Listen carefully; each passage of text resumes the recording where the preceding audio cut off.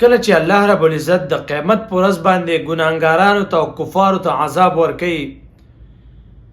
نو ډېر مختلف قسمه عذابونه به د انسانانو ته میلاویږي، خو لیکن د ټولو نه آسان عذاب او د ټولو نه اسهل عذاب او د ټولو نه سپک عذاب دا به کوم عذاب وي؟ دا به چاته میلاویږي؟ حدیث کې راځي پیغمبر علیه الصلاۃ والسلام فرمایي ان اهون اهل النار عذابا، وای د بېشکه د ټولو نه معمولی عذاب د قیامت په ورځ باندې دا هغه عذاب دی چې رجل فی اخمس د خپې تلی ته ویل کېږي. ګوره یو د لاس تلی ده، یو د خپې تلی، د خپې د لاندې تلو د لاندې به جمرتانې 2 سرکروټې به ورته کېدي. دا به دغه معمولی عذاب به د جهنمي ته میلاویږي نو لاندې به ورته سرکروټې کېدي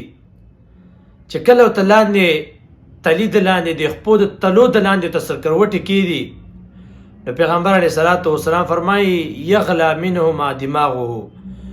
دغه 2 سرکروټو د وجې نه به د دې انسان دا دماغ داسې خوټ کېږي لکه ته چې ډېر اور بل کې اوبه به پتیله کې بخارۍ کې کېدي او دا اوبه خوټ کېږي دغه هټې مکمل سیوا دی، دقه رنګې به انسان دا دماغ خوټ کېږي 2 سرکروټو د وجې نه. دا به د ټولو نه اسان عذاب وي. نو د قیامت داسې سخت حالات دي، الله رب العزت د عذاب نه نومي قسم مسلمان وساتي. عذاب د الله رب العزت په دنیا کې چې څوک الله راونیسي نو بیماریانو کې غریبۍ کې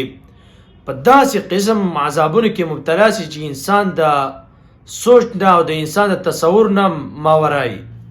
نو بیا چې هلته الله رب العزت مخامخ ته عذاب درکوي هغه به څومره سخت حالات دي.